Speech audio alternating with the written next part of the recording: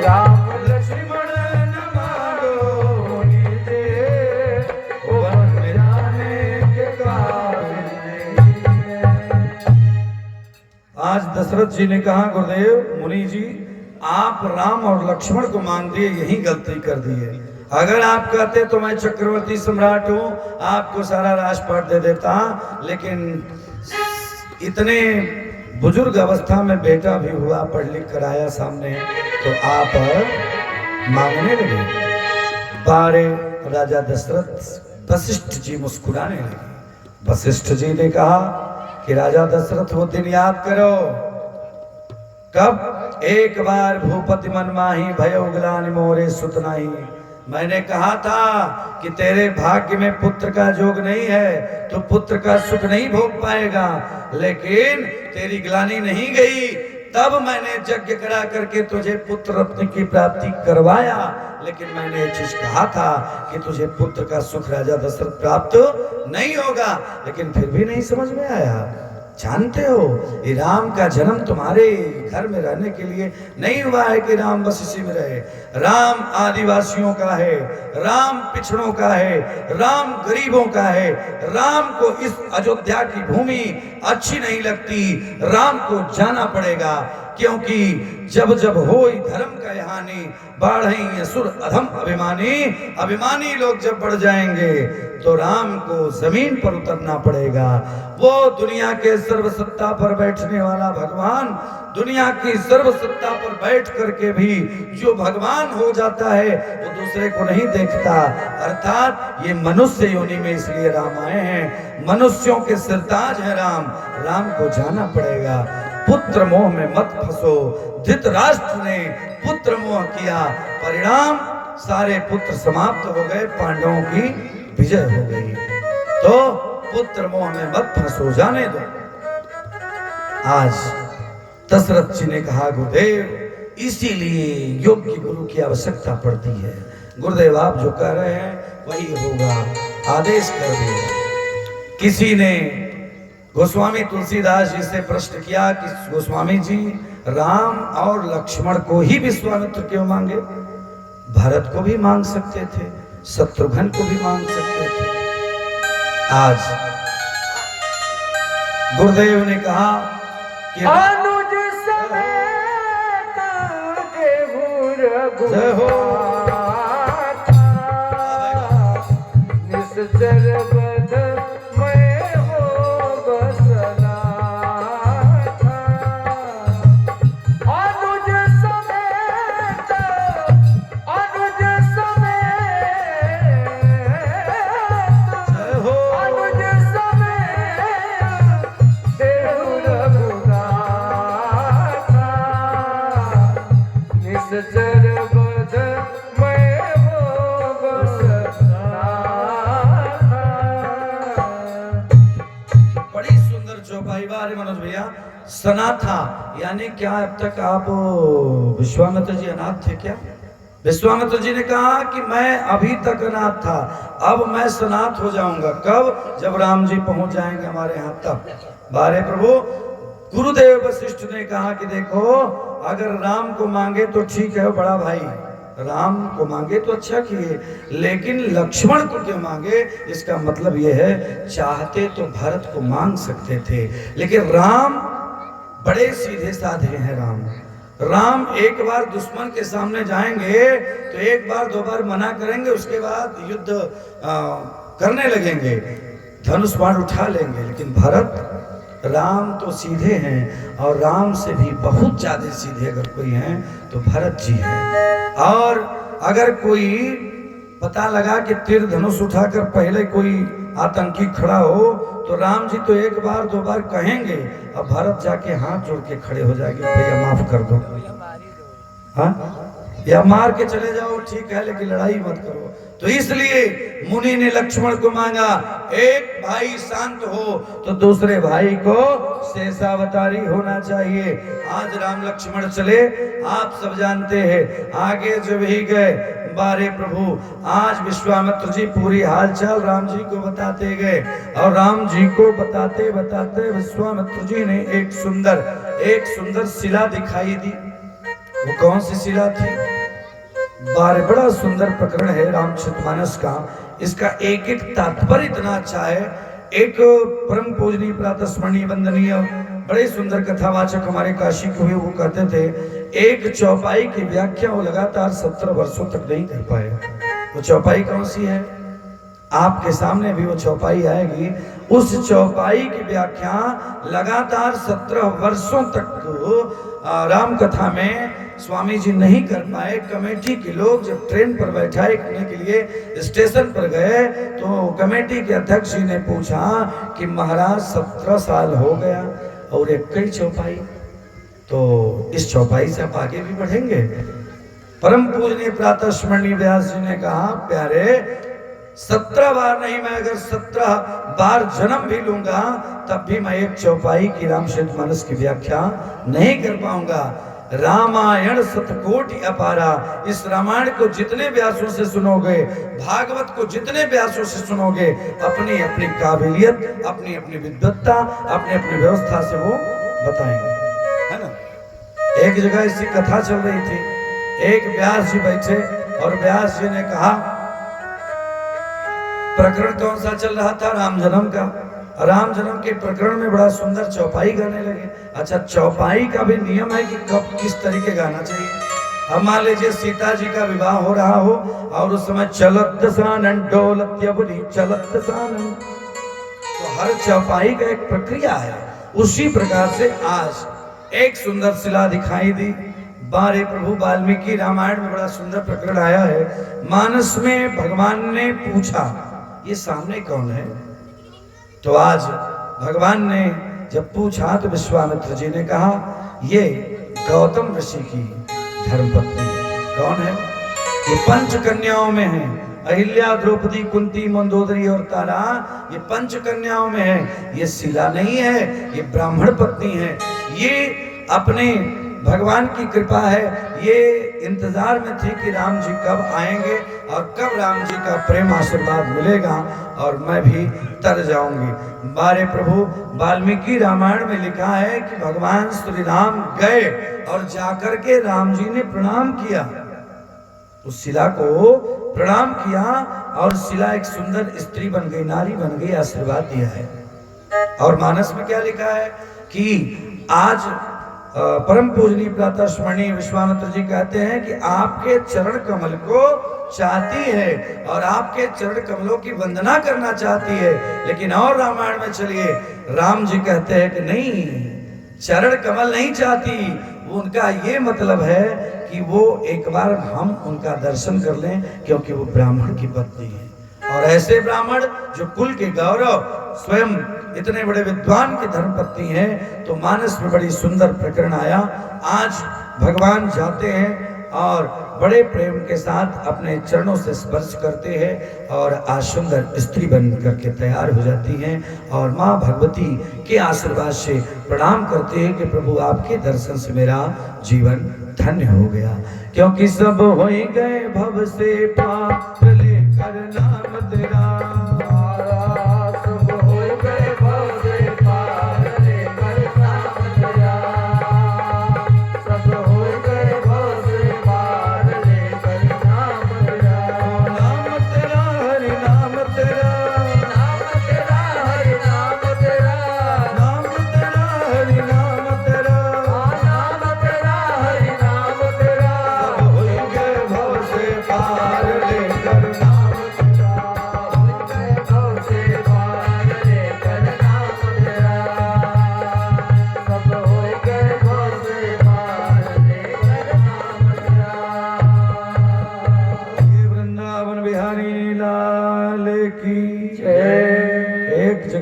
कथा चल रही थी। एक पत्नी थी, अपने पति को बोली कि जाइए कथा सुनाइए। जैसे हुरका में कथा हो रही है तो कितनी पत्नियां, कितनी बहनें हैं जो अपने घर वालों को भेजती हैं।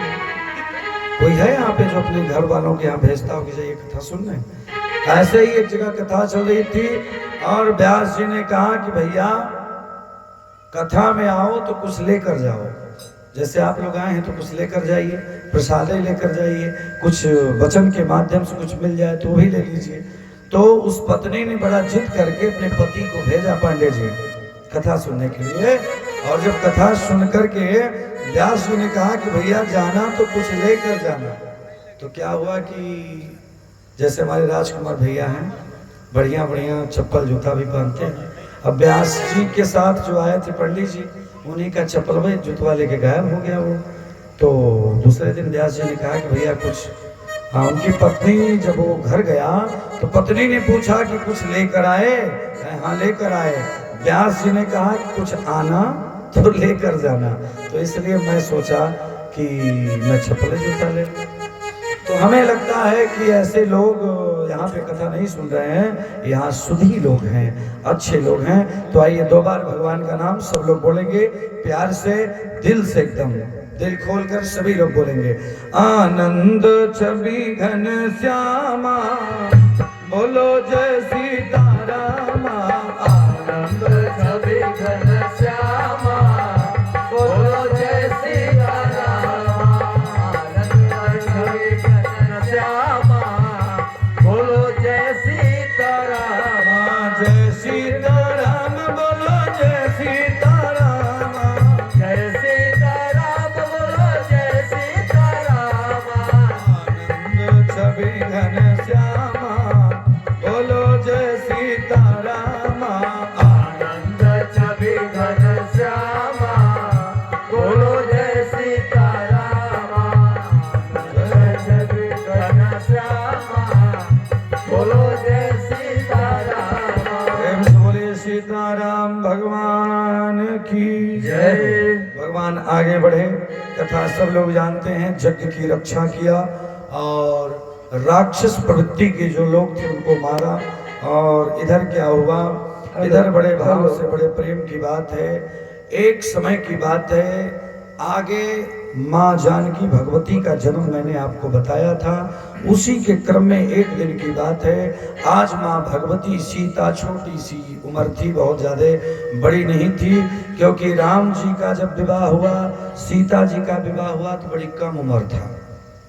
पहले के लोग कहते थे कि ब्याह की चाह उठे मन में तो 20 से 25 के बीच में कीजिए, और 30 भय तो 30 भय।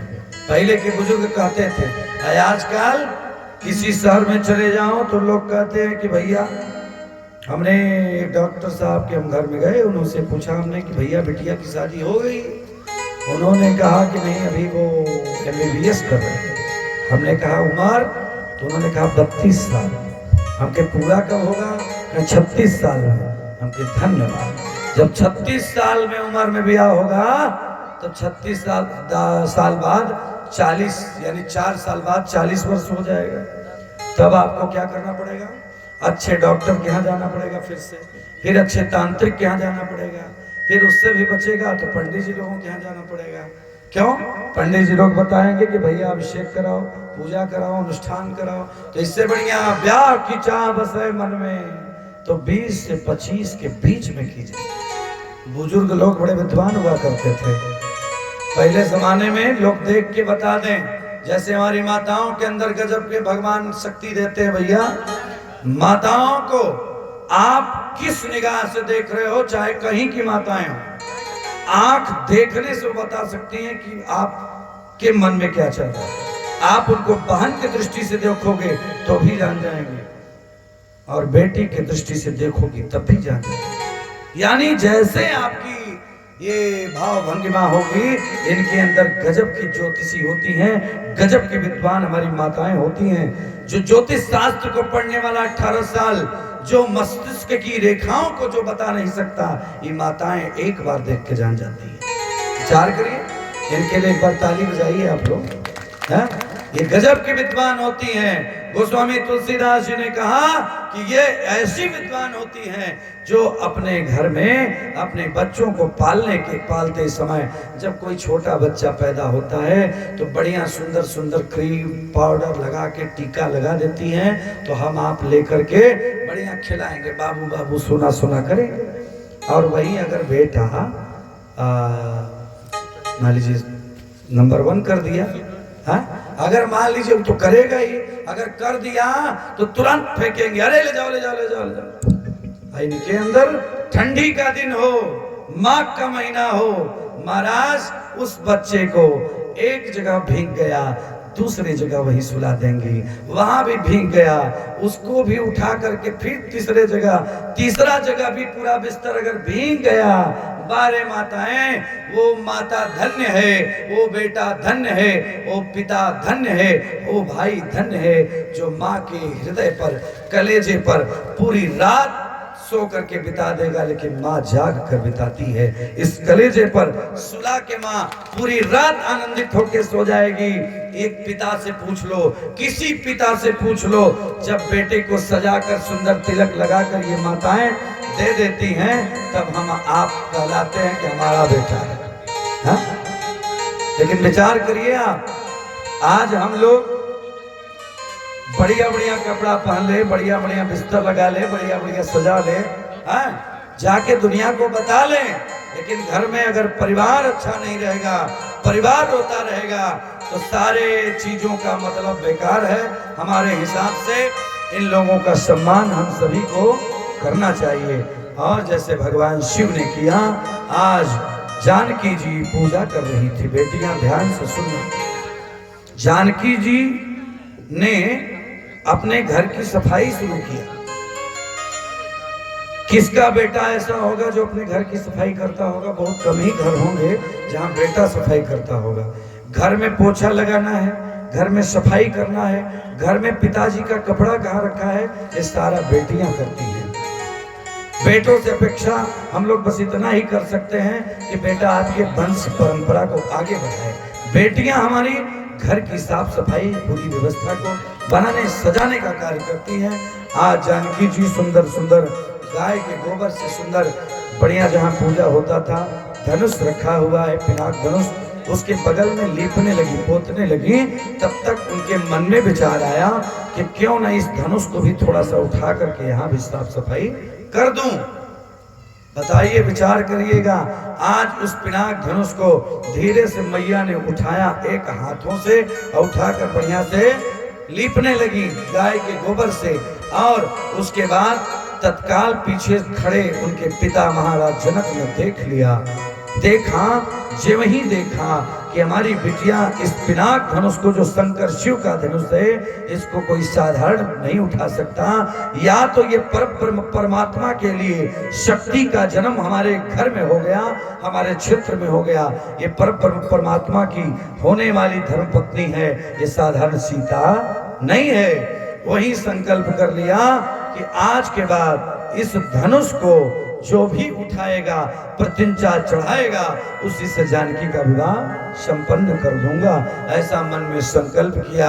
सीता जी ने धनुष को रखा, उसके बाद अपने पिताजी को प्रणाम किया। और आज भगवान के आशीर्वाद से जनक जी ने आशीर्वाद दिया कि बिटिया तुम्हारे साथ महादेव की कृपा बनी रहे। आज जनक जी पूरे अपने राज समाज में गए। जनक जी ने कहा, अभी स्वयंवर होगा। स्वयंवर का मतलब होता है जो लड़की अपने से वर का चयन करे, वह है स्वयंवर। और महाराज जनक ने कठिन प्रतिज्ञा कर दिया कि जो इस पिनाक धनुष को खंडन करेगा, वही जानकी का स्वामी बनेगा। तो आप बताइए, क्या वो स्वयंवर रह गया? नाम रखा गया स्वयंवर। व्याकरण की दृष्टि में आप चलेंगे, स्वयंवर इति स्वयंवर। स्वयंवर का मतलब स्वयं, जब लड़की स्वयं अपने द्वारा वर का, लड़के का चयन करती हो, तो वो हो गया स्वयंवर। अच्छे लोग बैठे हैं, विद्वान लोग बैठे हैं, लेकिन बारे जनक जी ने कठिन प्रतिज्ञा किया, इस पिनाक धनुष को जो उठाएगा, उसी से जानकी का विवाह होगा। तो दो तरह की बातें आ गई। आप देखेंगे कि राम जी ने जब धनुष तोड़ा, तो इस बात को पूरी दुनिया वालों को बताया, आज के बाद कोई भी लड़की अपने द्वारा वर का चयन न करे, क्योंकि स्वयंवर उसी समय से बंद कर दिया गया। कोई स्वयंवर उसके बाद नहीं हुआ दुनिया में, क्योंकि वहां स्वयंवर था और स्वयंवर में हुआ ऐसा नहीं। माता पिता के आदेश के अनुसार ही सीता जानकी का विवाह राम से संपन्न हुआ। जनक जी ने प्रण किया कि मैं उसी से विवाह करूंगा जिससे ये धनुष जो तोड़ देगा, प्रतिंचा चढ़ा देगा। और मेरी बिटिया महादेव की भक्त है, अगर वो महादेव का सच्चा भक्त होगा तभी इस प्रतिंचा को चढ़ा पाएगा। ऐसा संकल्प किया, पूरे दुनिया वालों को बताया गया, देश देश में निमंत्रण भेजा गया, देश देश के राजा आने लगे, जहां तहां से किसी को कहीं ठहराया गया, किसी को कहीं ठहराया गया। और इतना में विश्वामित्र जी को भी निमंत्रण मिला, विश्वामित्र जी को निमंत्रण मिला। आज पता चल गया राजा जनक को कि 2 राजकुमार भी उनके साथ हैं। तो गुरु जी से निवेदन किया गया कि अपने शिष्यों सहित आप उपस्थित हमारे यहाँ होइए। ऐसा संकल्प हुआ। आज विश्वामित्र जी ने कहा कि देखो यज्ञ की रक्षा हो गई है, अब धर्म की रक्षा के लिए हम लोग को चलना पड़ेगा। आज विश्वामित्र जी अपने दोनों शिष्यों के साथ, राम और लक्ष्मण के साथ जनकपुर की तरफ चले। जनकपुर की तरफ जब चले तो रात्रि का समय था, विश्राम करने के लिए गांव के बाहर ही व्यवस्था बनाई गई थी। आज भगवान की कृपा से आज विश्वामित्र जी आराम करने लगे, शयन करने लगे। और उतना में बहुत ही सुंदर चौपाई बाबा ने लिखा है कि सबसे पहले राम जी और लक्ष्मण जी, एक चरण को राम जी दबा रहे हैं और एक चरण को लक्ष्मण जी दबा रहे हैं। दोनों भाई चरण दबा रहे हैं। गुरु जी सो गए। और जब गुरु जी को नींद आ गई, और जब गुरु जी को नींद आई तो राम जी शयन लगे करने, राम जी के चरण को दबाने लगे लक्ष्मण जी अंतिम में सोए। और चौपाई मानस कहता है कि सबसे पहले गुरु जी सोए, उसके बाद राम जी सोए, फिर लक्ष्मण जी जगते रहे, थोड़ी सी नींद आई। उसके बाद क्या हुआ, भोरे भोर सबसे पहले कौन जगा, लक्ष्मण जी ही जगे, फिर राम जी जगे, तब गुरु जी जगे। यहीं पर हमारे परम पूजनीय प्रातः मणिवंदनीय गुरुदेव भगवान कहते हैं कि आजकल एक समस्या है, शिष्यों में भी नैकट्य दोष लगता है। चाहे आप हो चाहे हम हो, कोई भी हो, नैकट्य दोष। जैसे कोई शिष्य अपने गुरु के साथ रहता हो तो उसके मन में जब ये चीज आ गया कि अरे गुरु जी को जितना मंत्र पता है उतना तो हमको भी है, तो उससे क्या कहते हैं, नैकट्य दोष।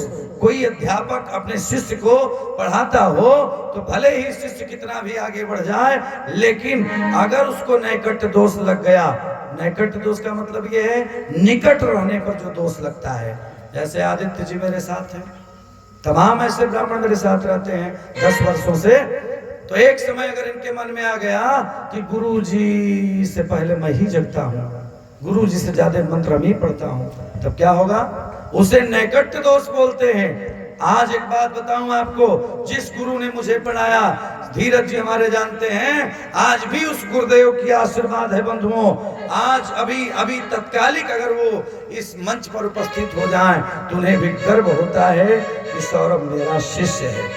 यानी भक्त हुए लाखों सब भक्ति करते हैं, अरे भक्त हुए लाखों सब भक्ति करते हैं, भक्त हुए लाखों सब भक्ति करते हैं। पर हनुमान जैसा कोई भक्त कहाँ होगा, पर हनुमान जैसा कोई भक्त कहाँ होगा, पर हनुमान जैसा कोई भक्त कहाँ होगा। आप लोग बड़े विद्वान हो, कम से कम ताली बजाकर हमारा सहयोग करेंगे तो मुझे भी लगेगा कि कुछ समझ में आप लोगों को आ रहा है ना। क्योंकि जब भक्त नहीं होंगे तो भगवान कहाँ होगा, जब भक्त नहीं होंगे भगवान कहाँ होगा, जब भक्त नहीं होंगे भगवान कहाँ होगा, जब भक्त नहीं होंगे भगवान कहाँ होगा, जब भक्त नहीं होंगे भगवान कहाँ होगा। तेरी समस्या का समाधान कहाँ होगा, तेरी मेरी समस्या का समाधान कहाँ होगा, तेरी मेरी समस्या का समाधान कहाँ होगा। सब भक्त हुए लेकिन सब भक्ति करते हैं, सब भक्त हुए लेकिन सब भक्ति करते